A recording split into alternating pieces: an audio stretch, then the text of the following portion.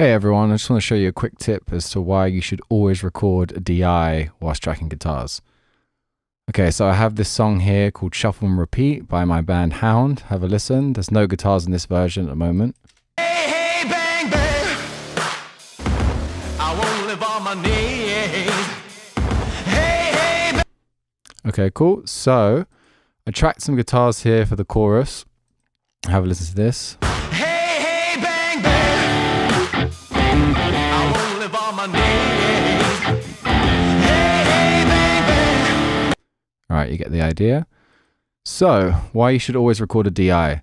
So as you can see here, this is just an amp signal. It's actually from a Line 6 pod.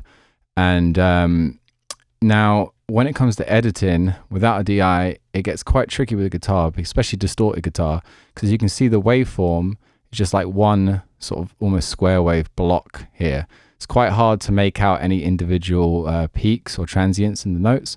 Obviously the beginning, when there's a gap like this, that's not so bad, but you know, anything more intricate than that, it gets a lot more difficult to edit or just see where it lines up on the grid. So I've got a DI that I tracked with it here. Okay, now let's take, for instance, this little part here. Just solo the guitar so you can hear it a bit clearer.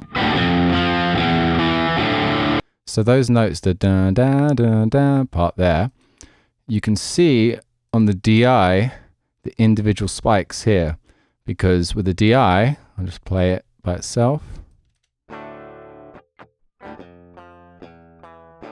Very uninspiring, I know, but you can see the individual spikes, the transients, and then the rest of the waveform is a lot smaller, okay? That's because the distortion on an amp sim or on a real amp adds the sustain, okay, and sort of flattens out the signal.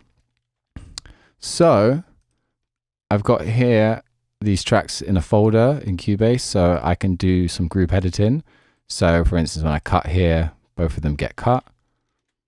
All right, so what I like to do when I have a DI and a guitar at the same time, if you know I'm not too sure about the timing or how it lines up with the drums or something like that, you know, I can always look here at the DI and use that to base my sort of selection of takes on or edits on. So take an example here. See, that's a little bit late, whereas this one's a lot more on. So what I could do, just cut that, select this take, for example, and then maybe, let's say here, I want this one. And you know, we're not actually going to monitor the DI, I'm just going to mute it. For now, I'm playing along to the track.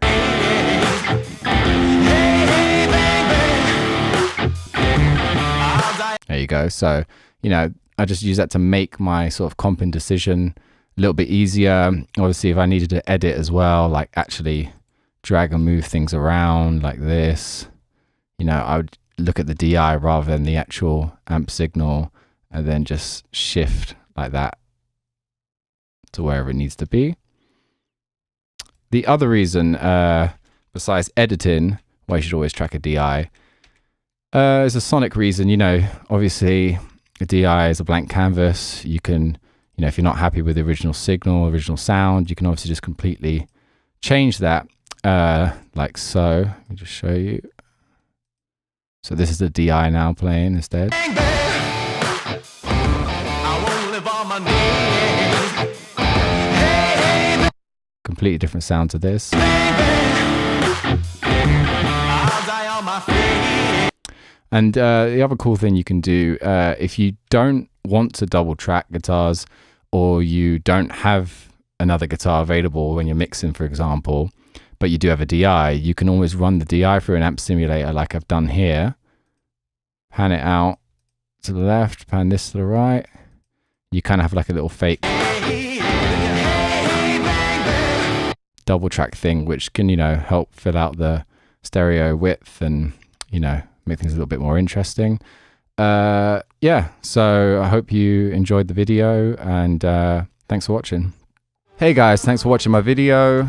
If you like what you hear, please check out my band Hound in the description below. Don't forget to like, comment, share, and subscribe. See you in the next one.